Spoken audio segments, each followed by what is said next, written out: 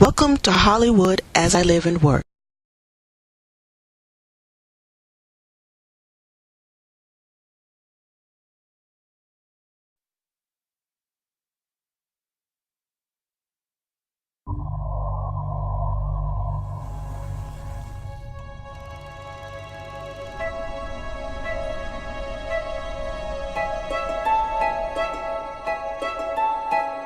Hey, lady, you gotta sign in. Do I look like such a threat? Don't blame me. They got procedures.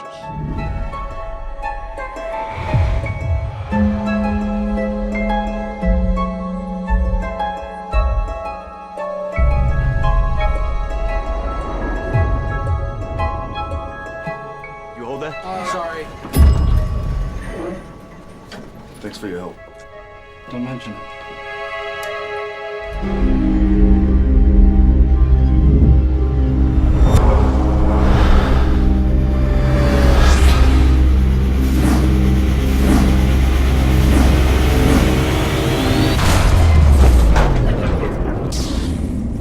This is not good.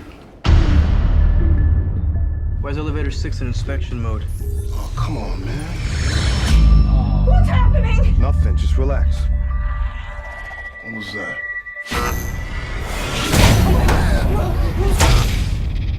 You all right? You're bleeding. Oh my God. It feels like something bit me. Does anybody have anything sharp on them that might have cut her? No. You mind if we search your pockets? Yes, I do mind. You mind if we search yours? What was that? Something's jamming. It's stuck! Don't come near me, any of you. Back away from each other now!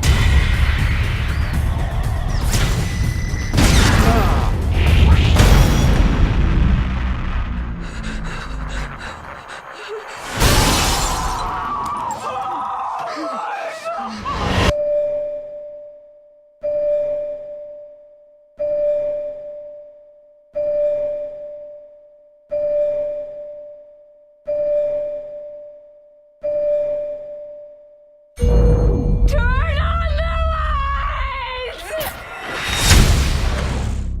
Who are you?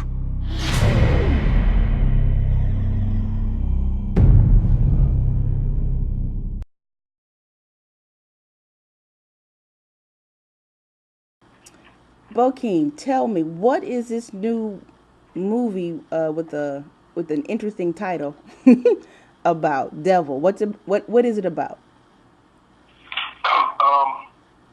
What I can tell you is limited because my hands are tied. I had to sign a non-disclosure, but I'll try to give you enough to pique your interest. Yeah, that's exactly what I need. It involves 5 people from completely different walks of life who would, under normal circumstances, probably never interact with one another. They are forced to try to survive very harrowing and horrifying experiences in the tight confines of an elevator as they come to realize that one amongst them is not who they appear to be. Okay, so can you tell me a little bit more about your particular role? Not necessarily. I can't say I'm a security guard. You're a security guard. Okay, because this isn't necessarily a horror movie. Is it more of a suspense? It's a combination of both. I think it's an equal parts horror and equal parts suspense. Okay, so what attracted you to this type of movie? I like the idea of 5 different people from different walks of life being thrust into a situation. I like that after living in LA for several years and seeing how spread out people are culturally and physically. I like the idea of people being forced to be in each other's faces when they would much rather be in their own little world. Okay, so have you ever personally been trapped in an elevator? No, I've never been trapped in an elevator. I've been very, very lucky. I'm blessed like that. I've only been in traffic once in my whole life, and it was only for an hour. Really? So, Yeah, I don't really get confined. I don't get trapped. I don't get closed in, boxed in, anything like that. I've been very lucky to be free. As far as some of the work that we know you, and what I mean by we know you, we kind of grew up with you to a certain extent. Tell us, how has the Hollywood game kind of changed for you over the last 15 years? Well, I've been doing this 18 years. 18, okay. And I will say this: last 8 years were very challenging. During the last presidency, was a definite downturn in my career, whereas most of the stuff I did went straight to video or to cable, or had very limited theatrical release. And even the one film that I was in that I'm very proud to have been a part of that had a big theatrical release, the movie Ray, a lot of people don't associate me with the film. I don't know if it was a compliment to me in the sense that I really became the character, or it's because I had a beard and a mustache the whole time. People didn't even know it was me. But ironically enough, when the new president came on board, all of a sudden I started getting more work again. Now, I don't know Barack, and I'm not saying he had anything to do with it, but things have really been looking up since he became the president. And this is the first in a series of films that I have coming out that I shot last year, and that I'm very happy about. And as far as how things have changed overall from 92 to 2010 in my career, I think there's a lot of people that I've seen along the way that were more prominent in the 90s and even in the early 2000s that I haven't really seen even at auditions so much anymore. This past 18 years has been a very telling time in the sense of who's gonna make the final cut, if that makes sense. Like who's gonna have the staying power and to stay in the game, and a lot of it is just up to the powers that be and the fates and whatever you might believe in spiritually.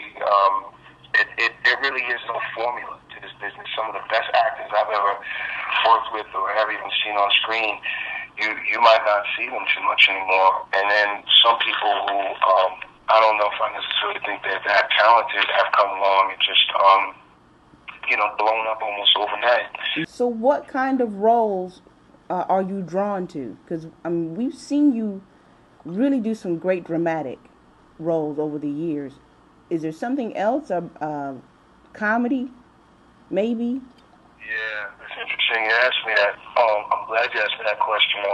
I would love to do some comedy. I think I'm funny. My friends tell me I'm funny. Okay. My family tells me I'm a funny guy. So I would really love to branch out into comedy and more situational humor, kind of like De Niro and Meet the Parents. Yes. Something like that, where I'm not necessarily going for a joke or trying to get a laugh out of people, but just because I'm in a funny situation, it's funny. I think that could be my strength in comedy, the straight man, as they call it. Yeah. So I would really, really, really dig branching into comedy. I've had a few experiences in that game, and it really taught me how much fun it can be, and the difference between going to work when you have a heavy dramatic scene and going to work when you're just being funny or doing funny stuff. It's like night and day, and you almost can't believe you're getting paid to have that much fun. What can we expect after Devil? What can we see you in next? Well, I can tell you right off the top, if people want to see me before, during, or after Devil, they can check my band out on YouTube. What? You do music? Okay. And all they have to go on YouTube, and all they have to punch in is Head Down, Hopes Up High. And when they do that, they'll see my first video. And my band is called 13 Purple Dragons. So they can check that out anytime they like. And I hope they tell a friend and so on and so on. After Devil, as far as films are concerned, I think towards the end of this year they might see me in Little Murder. Okay. A film starring Josh Lucas, Terrence Howard, Lake Bell, and myself. That's a very hip script. It takes place post-Katrina, New Orleans, Okay. with a disgraced cop who's staking someone out from the house. The house that is using to stake this suspect out is haunted by a ghost who wants him to solve her murder. And I play a police officer in that. That's very cool. And then there's an indie called Letting Go, which we have high hopes for in the festival circuit, starring, directed, written, and produced by a gentleman named Jake Torum, who's a new talent on the scene. That should be very hip. And then we also have a film people can look forward to seeing me in called The Exodus of Charlie Wright, which has a pretty solid cast with Aiden Quinn, Mara Van Peebles, myself, Gina Gershon, and the talented Andy Garcia. So that's hip. Those three films will be coming out towards the end of this year, early part of next year. And, yeah. So they're coming out like back to back to back, so you'll be busy. Well, we'll see. I think they'll be staggered. I wouldn't be surprised if, they started coming out, like, say, from December, anytime from December through April, just to throw some numbers out there. Okay. But, yeah, numbers. Oh, that's wonderful. That's wonderful. But I gotta ask you about this music thing. This how does that name come about? Purple Dragons? 13 Purple Dragons. I mean, I liked Wu-Tang too, but could you explain the name, please? Well, it could mean anything to anybody. I don't want to put too much of a. I want people to make up their own mind what it means to them. Okay, what kind of music? It's rock and roll music. Oh, rock and roll. Okay. So, are you singing, playing an instrument, both, or what? I play lead guitar and I sing. Wow, who knew? Well, you knew, but okay. All right. Well, thank you so very much. So we'll be definitely checking everything out. It was my pleasure, and let's do it again. All right. Bye-bye.